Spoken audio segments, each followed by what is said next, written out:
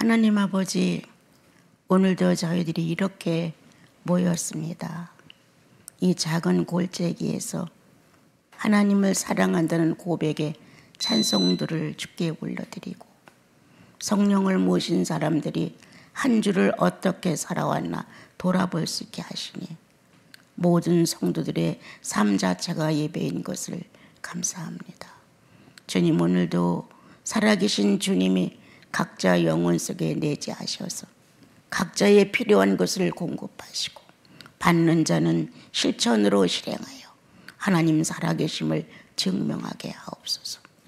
듣는 귀와 말할 수 있는 입술과 행동할 수 있는 육체가 있기에 예수 그리스도를 무능으로 놓지 아니하고 그를 유능으로 옮길 수 있는 저희들 되게 하옵소서.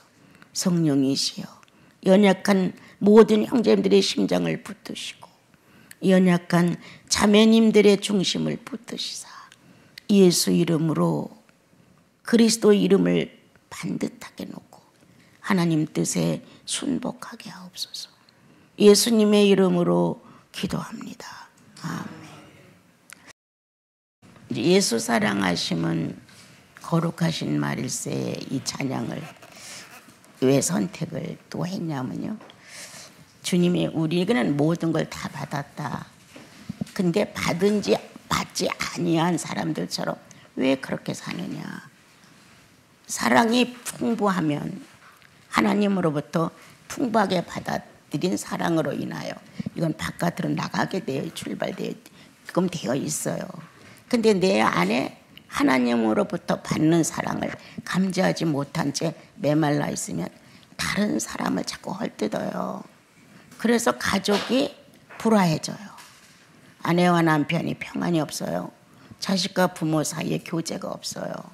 이렇게 되는 것은 사랑의 공급선이 끊어졌는지도 몰라요. 공급선이 끊어지니까 본인 자체가 시달리는 거예요. 풍요로움이 없기 때문에. 그런데 예수 믿는 사람은 하나님께 나와 아버지라는 호칭을 불러가면서 내 연약성을 고백하게끔 되어 있어요. 주님, 내가 공동체 생활에서 인내가 없습니다. 내가 가정을 갖고 살면서 가정 안에서 내가 용서가 없습니다. 무언가 내 자신의 부족함을 주님 앞에 고백을 하면서 나는 모든 걸 다 받은 자인데 없는 자처럼 군색합니다. 변명하고 합리화하고 뭔가 나는 당신들하고는 틀립니다라는 것을 증명해 보려고 안타까워합니다. 주님, 내 이 볼상사나운 내 모습을 주님 앞에 들고 나왔습니다. 이렇게 우리는 나의 부끄러움을 그대로 솔직하게 고백할 수 있는 상대 하나님 아버지가 계시다는 거예요.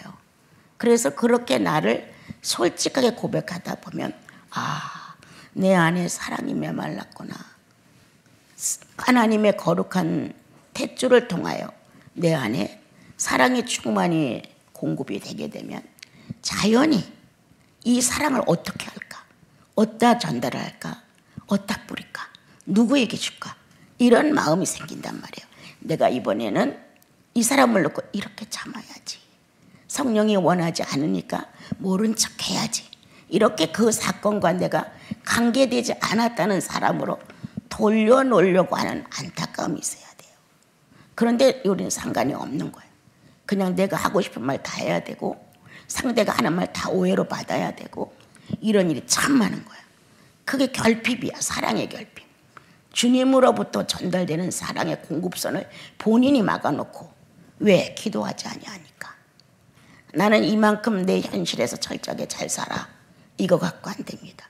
기도의 희생이 없는 한 하나님 마음을 만질 수가 없습니다. 나를 주님 앞에 무릎을 꿇어 무언가 약간의 연단처럼 힘든 과정에 기도 시간도 있습니다. 바쁘기는 하고 또 안 돼. 이럴 수가 있다는 거예요.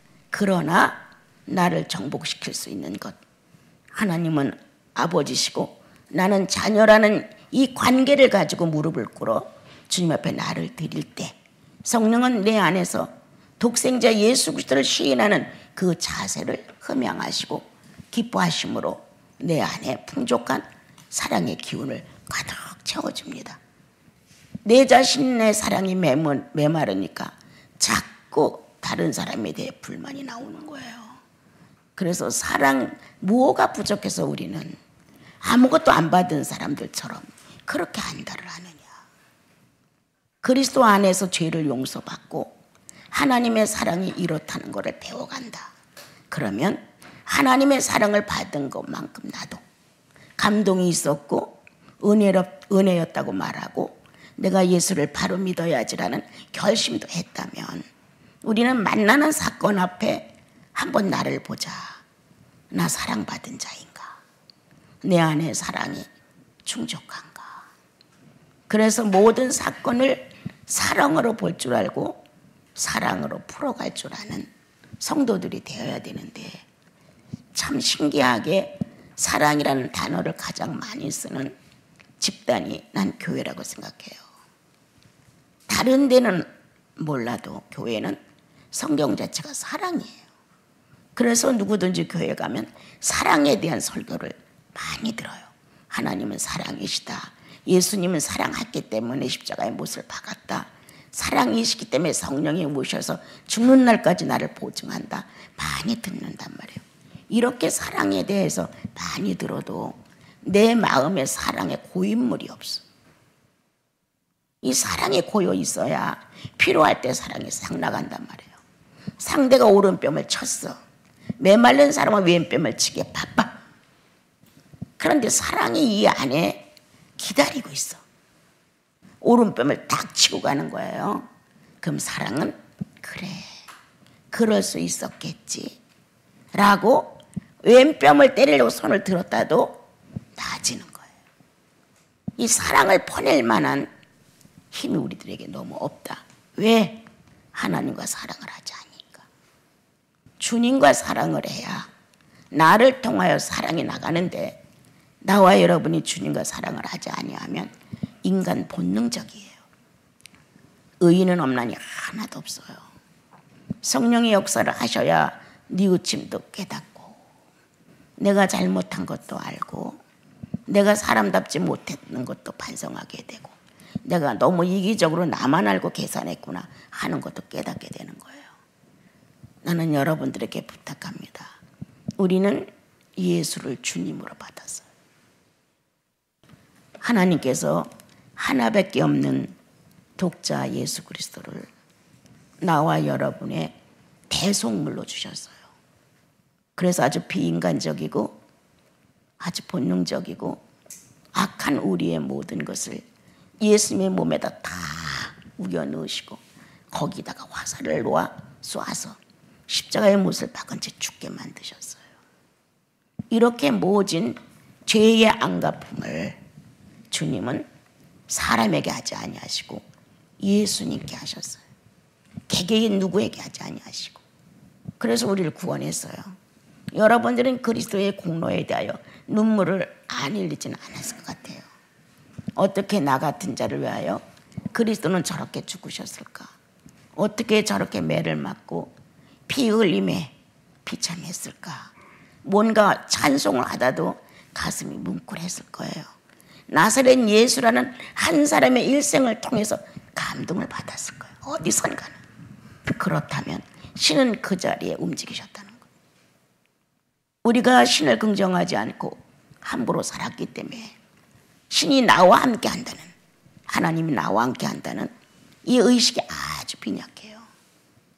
날 사랑하심, 날 사랑하심, 성경에 써있네. 보이지 않는 신적 존재가, 보이지 않는 전지전능하신 분이, 무소부재하신 분이 하찮은 나에게 들어오셔서 존재의식을 가지고 산다는 것 기적이에요. 기적. 여러분 성령을 통해서 자신들을 한번 볼 수 있는 기회가 온다면 소리 지르게 돼요. 어떻게 나 같은 자에게 끊임없는 사랑을 베푸셨을까? 어떻게 나같이 천박한 자에게 주님은 이와 같은 인내를 갖고 참고 기다리셨을까? 이 자신 없는 절규가 막 쏟아져 나와요. 그런데 우리들은 기도 희생도 잘 안 해. 자신을 보는 반성의 기회도 없어. 주님, 내가 소경입니다. 자신을 볼 줄 모릅니다. 주님 나에게 은혜를 베푸사 나 자신을 볼 수 있게 해주십시오. 이렇게 나와 여러분이 주님 앞에 나와 주님이 원하는 기도, 떡을 주십시오, 땅을 사게 해주십시오, 인류 대학에 가게 해주세요, 이게 아니라 내가 수경이라 내 자신을 못 봅니다. 그러므로 다른 사람에게 내가 많은 피해를 주고 있는지도 모릅니다. 주님 내 눈을 밝게 하소서. 이렇게 주님이 원하는 정상적인 진리의 이성이 회복될 수 있는 기도를 해야 된다는 거예요. 우리는 이런 기도를 거의 안 하고 산단 말이에요. 조금만 더 참았더라면 상대가 화를 내지 않았을 텐데, 주여 인내 없어서 실패했습니다. 다음부터는 좀 더 길게 참고 기다려서 성령이 기뻐하는 시간을 꼭 만들어 드리겠습니다. 이런 기도를 안 한다는 거예요.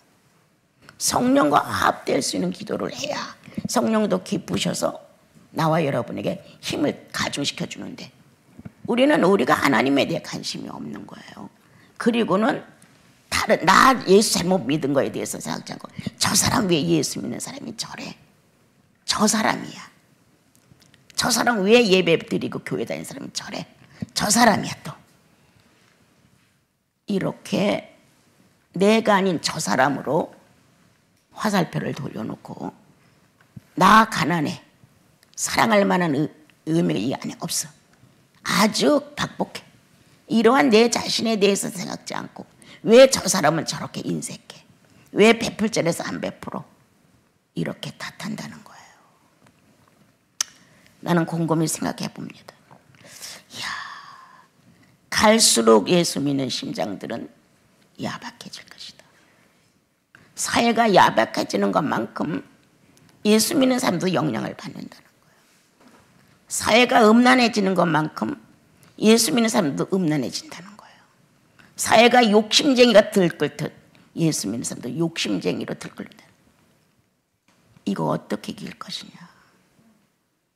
순교 시대에는 귀가 잘라지고 눈이 빠지고 머리가 잘라지고 별짓을 다 했어. 그런데도 예수 믿는 걸 항복하지 않고 끝까지 예수를 믿었는데, 지금은 말 한마디를 안 지려고 그러죠. 순교 안 해요. 말 한마디를 줘봐라, 순교 아니냐. 내가 갖고 싶은 거 한번 양보해봐라, 순교 아니냐. 내가 먼저 손을 내밀고 사과해봐라, 그거 순교 아니냐. 삶의 진실이 없는, 내가 꼭 해야만 직성이 풀리는데 만족감을 주는 욕구의 동물이 되어버렸어요, 우리가. 아니죠. 그렇게 손해가 아니라면, 그렇게 문제가 되지 않는다면 우리는 주님의 사랑을 받아들인 사람들. 돌아보자, 생각해보자. 우리는 내가 배가 고프면 다른 사람 배고픈 데 대해 관심 가잖아요. 내가 배가 부르면 다른 사람 배고픈 거 관심 간단 말이에요. 이건 하나님의 인간적 본능이에요. 너만 배불리 잘 먹고 잘 살아, 그거 아니거든요. 인간을 창조할 때 하나님의 본능은 돌아보라는 것이었어요. 그래서 우리들은 돌아보는 사회를 구성하고 사는 게 원리예요. 그런데 돌아보는 것은 그냥 아니라 할지라도 깎아내리지는 말아야지. 험담을 다른 사람에게 자꾸 해서는 안 되죠. 그래서 소문 없이 여러분들의 약점이 빙빙 돌아다녀요. 큰 소리 없이. 어디 갔더니 거기도 이자매님 얘기, 어디 가서 들으니 이 사람 얘기, 이렇게 빙글빙글 돌아서 바깥 출입을 못하는 내 귀까지 다 들어요. 우리는 사랑에 취해 있는 예수인들이다. 거기에 응하지 않는다. 설사 상대가 나를 원수라 같은 말로 나를 정죄했어도 나를 심판하시는 이는 예수님이다. 주님이 심판하시겠지. 그래서 옳고 그름은 성령이 나에게 알려줍니다. 그러므로 나와 여러분의 심판자는 양심 속에서 내 인격과 하나를 이루시는 성령이 정확한 심판을 해 주십니다. 거기에 순복하는 거야. 옳습니다, 주님. 주님의 심판이 나한테 떨어지면 어떠한 문제가 있을지라도 그 편을 이해라고 도장을 찍는 거예요. 그게 예수인이에요. 이 학개서를 보게 되면 포로로 갔던 이스라엘 민족이 1차 돌아왔는데 하나님의 성전이 엉망이 됐어요. 그 당시에는 성전 위주의 신앙이었으니까 그 성전에 주님이 계시다고 그렇게 믿었던 거잖아요. 그래서 성전을 회복하고 재건을 하려고 하다가 또 다시 그것이 16년이라는 세월을 거치면서 묵어갔어요. 근데 이제는 충분히 성전을 건축할 수 있는 시간이 있는데 어느 누구도 서두르지 않는 거예요. 이젠 완전히 마음이 퇴보가 돼가지고 자기들 살림을 꾸리는 데는 아주 열정적으로 한 거예요. 그런데 누가 나서서 하나님 이 성전을 재건합시다, 다시 살립시다, 하든 멈췄던 것을 새롭게 합시다, 이렇게 나서는 사람들이 없는 거예요.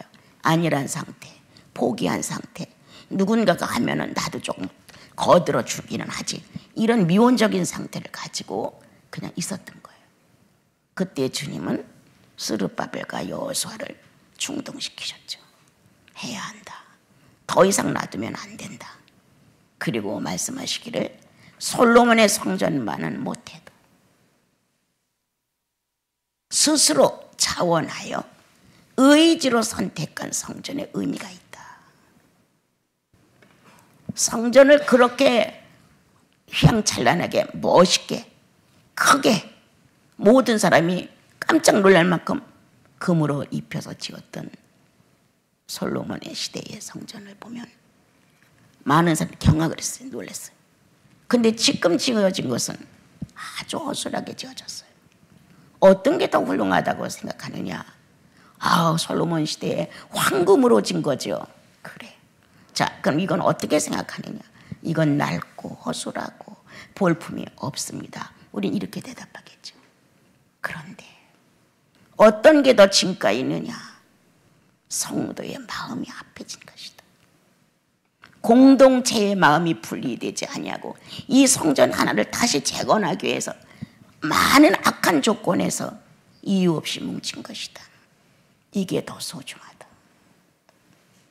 다 준비된 금은 보석, 다 준비된 여군들, 다 준비된 그 무엇으로 한 것은 그만한 대가를 지불하면은 질 수가 있었어요.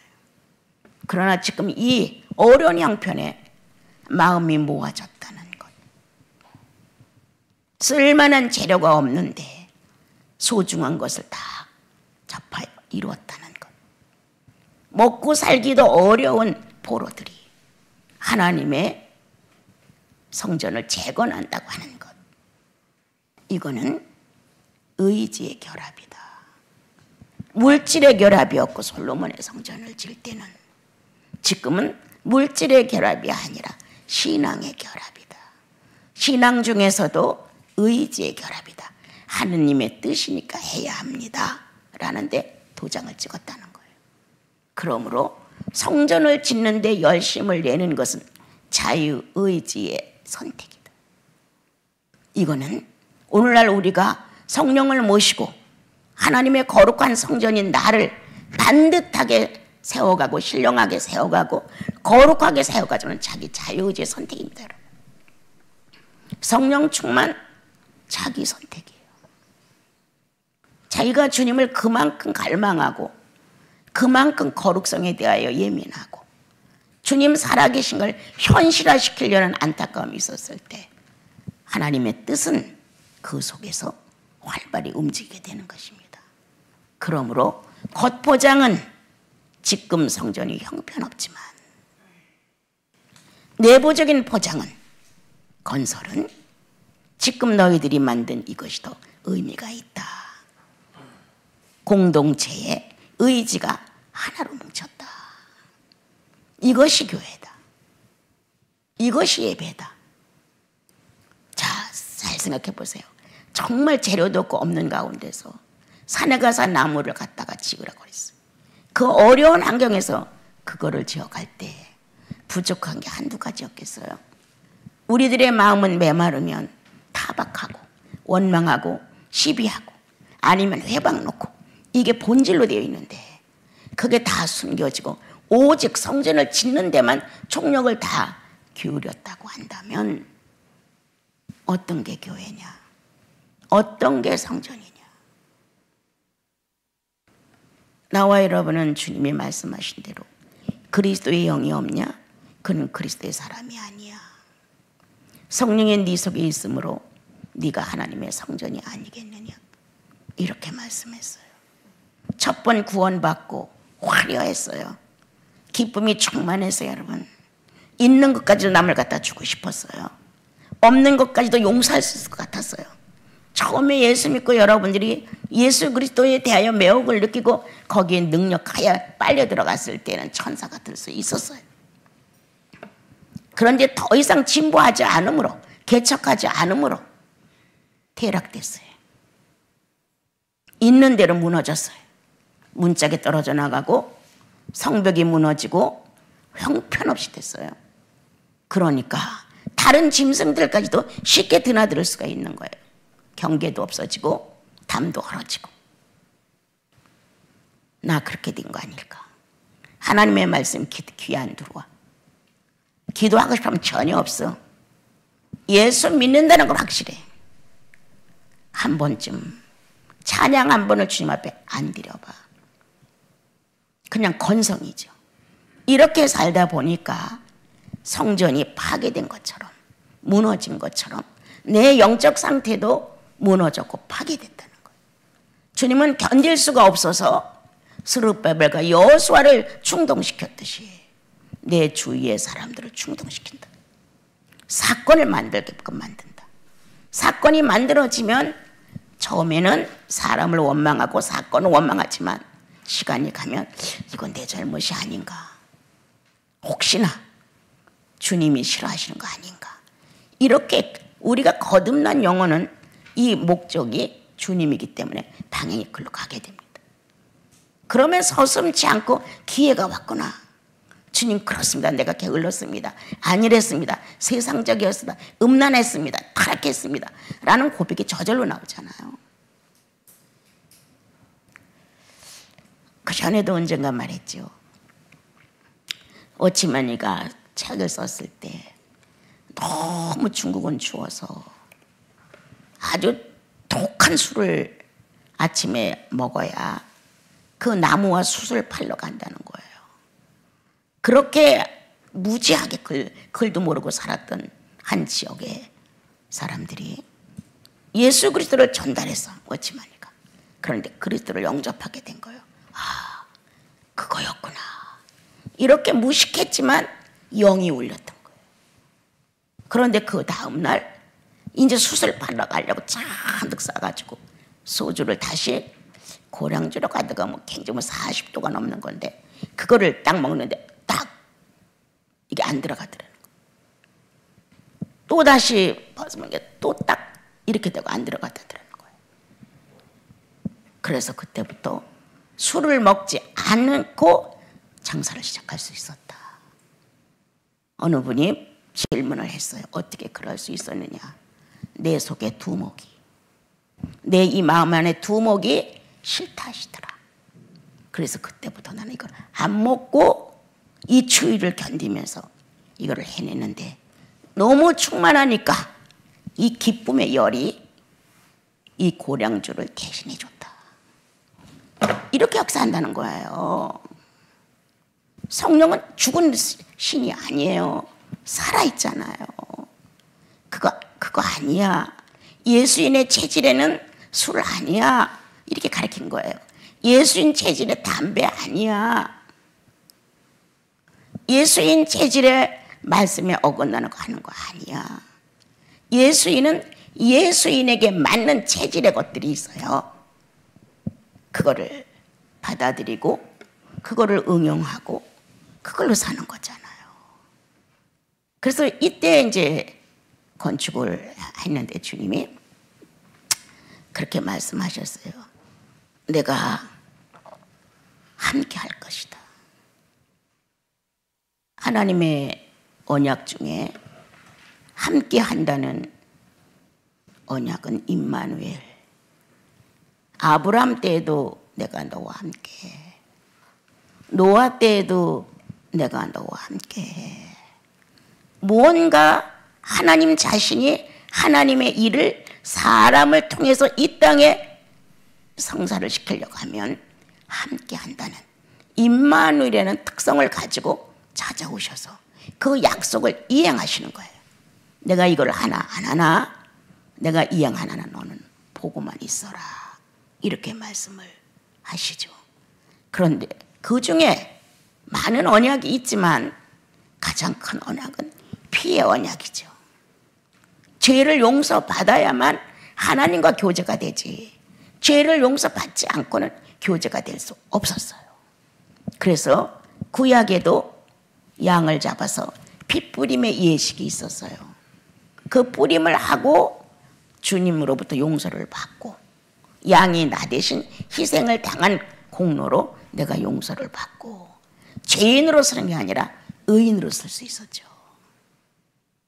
구약에도 양과 염소의 피로 우리를 정하다 하시고 무죄 선언을 하시고 성령의 역사를 허락을 하셨습니다. 그러나 이스라엘 민족은 자꾸 언약을 어겼죠. 그래서 에레미야 시대에 가서 에레미야가 새로운 예언을 하기 시작했죠. 하나님 마음과 하나님의 법도를 우리 마음에 두고 이제는 새로운 언약 속에서 이루어질 것이라. 그런 것이 예수 그리스도가 오신 것이죠. 예수 그리스도가 오셔서 십자가의 못을 받고 피 흘림으로 인하여 나와 여러분의 과거, 현재, 미래의 죄와 대해 용서를 받게 하셨죠. 어느 사람은 뜨겁게 받았고, 그 말씀을 들을 때 어느 사람은 그냥 감격처럼 받았고, 어느 사람은 놀랍게 받았고, 어느 사람은 간신히 수긍적으로 받았어요. 작게 시작했지만 갈수록 번창하는 사람이 있고, 크게 받았지만 갈수록 쪼그라드는 사람이 있습니다. 그런데 주님은 미약하게 시작한 네가 창대하게 되었구나. 하나님의 엄청 크나큰 역사 중에 구원이라는, 죄로부터 용서라는 단어 속에 네가 아주 작은 하나의 점처럼 시작했는데, 그 다음부터 성령의 역사를 인정함으로 성령은 너의 마음 안에 큰 확장을 했다. 대로를 개척했다. 그래서 이제는 성령이 자유할 수 있는 기관이 되었다. 이렇게 성령이 원하는 대로 우리가 움직여가는 것이 언약 성취가 되는 거거든요. 그래서 그리스도가 오셔서 당신이 죽고 피가 흘려짐으로 희생당함으로 우리가 구원을 받았다고 합니다. 정말 그 흔적이 확실해. 그게 확실하다면 자기 자신을 그렇게 못 버려? 아니, 어떻게 그렇게 예수가 흔해 빠지고, 어떻게 예수님이 그렇게 허술하고, 어떻게 예수를 그렇게 무시해? 정말 내가 구원받을 수 없었는데 하나님의 아들 예수 그리스도가 정말 비참하게 죄를 담당하고 세상에 죽었다. 그리고 다시 살아나셨다. 이 사실이 새 언약으로 이루어졌고 믿어지고 내 마음에 충동함이 있었다. 그거를 성장 안 시킨다는 거야. 나는 왜 안 해? 거기에 무수한 비밀이 들어있고 구원 속에는 나를 변형시킬 수 있는 인격의 혁명이 들어있어요. 그 안에 죄인의 인격으로 살았던 것이 하나님의 인격으로 살아갈 수 있도록 그 안에 엄청난 무기가 들어있어요. 능력이 들어있어요. 근데 이걸 전혀 안 써. 굳은 사람이 돼갖고 땅에다 묻어놓고 안 써. 이렇게 우리는 성령 충만한 시대를 만나 예수의 언약 속에 피뿌림으로 구원을 받았고, 그 언약이 성취되는 완성을 위하여 성령이 존재하셨어요. 여러분 안에는 하나님이 구세주 예수 그리스도를 완성시켰다는 표징이 우리 안에 들어있는 게 성령 모신 사람들이에요. 첫날부터 애굽에서 나올 때부터 난 너를 떠나지 않아. 나는 너의 하나님이야. 내가 내 영을 너희 안에 넣었어. 이게 엄청난 일이에요. 홍해바다도 갈라질 수 있고 태양도 멈추게 할 수가 있고 가나안을 정복하고 들어갈 수 있어. 그런데 하나님의 거룩한 성령이 사람의 영혼 속에 들어가 존재한다는 것은 어마어마한 거예요. 그렇게 자신 있게 주님은 그리스도를 십자가의 못을 받고 부활을 시켜 놓으시고 믿는 자가 받아들이는 자 안에서 효력이 발생할 수 있도록 능력을 허락했다는 거예요. 그거를 찾지 아니함으로 우리는 시들어가고 있고 삐들삐들 메말라가고 있는 거예요. 성령 충만은 입에서만 하지 자기 영혼 속에서 죄를 정복할 수 있는 성령 충만을 안 구하는 거예요. 야, 내가 또 죄인의 모양이 됐구나. 이 흉측한 죄를 붙들고 내가 또 만족했구나. 이런 부끄러움을 스스로 알아야 되는데 그걸 죄라고 생각하지 않아요. 나는 내가 하고 싶은 말 해야 되고 나는 내가 죄를 짓지 않은 한 상대의 그런 걸 못 봐. 그게 죄예요. 똑같으니까 이렇게 대응하는 거거든요. 상대가 죄 짓게 했어가 아니라 내가 상대를 죄 짓게 하는 일이 많은 거예요.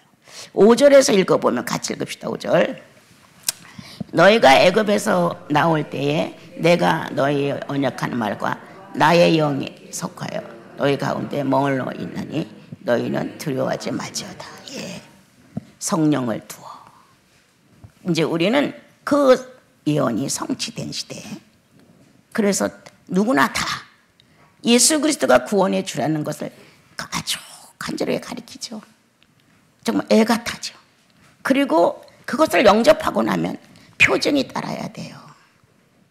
아까 말한 것처럼 어떻게 그리스도의 성령이 내 속에 있는데 담배를 못 정리해? 술을 못 정리해? 있을 수 없다는 거예요. 잠깐은 몰라도 그건 저절로 자연적으로 정리가 되게끔 되어 있는 거예요. 자, 악심을 품었던 내 마음에 기본적으로 가지고 있는 악한 죄인의 본성이 들어있어요. 그것이 성령과 다투기 시작을 해요. 성령은 하나님의 아들 예수 그리스도 거를 사용해야 한다. 그래서 성령의 인격을 주장을 하죠. 아담의 본질은 나는 그렇게 할 수 없어.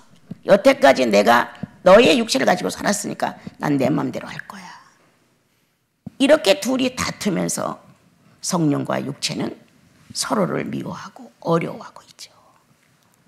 그러나 주님은 결코 완력으로 하지 않죠. 희생함으로 행동하시죠. 희생함으로 완성을 하십니다.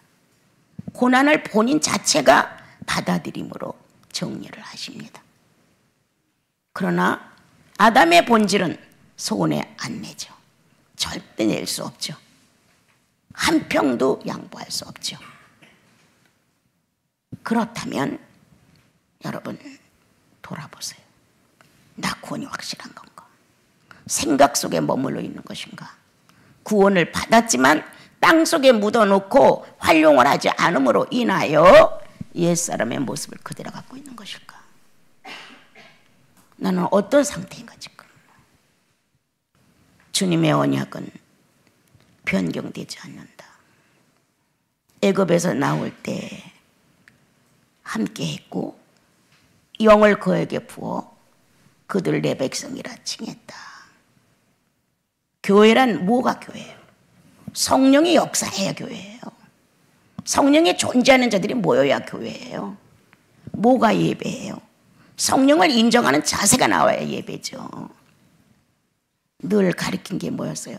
사생활적 기도생활. 사생활을 잘해라. 사생활 속에 하나님 자신이 움직일 수 있도록 사생활을 잘하는 게 기도다.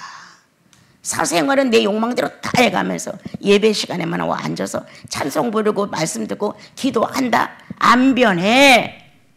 이러므로 한국교회는 좀 주저앉아 있어요. 예수 바보가 나와야 되는데 예수 바보가 안 나와. 예수 믿고 바보처럼 예수를 표현하는 사람들이 나와야 되는데 예수님 바보가 안 나오는 거예요.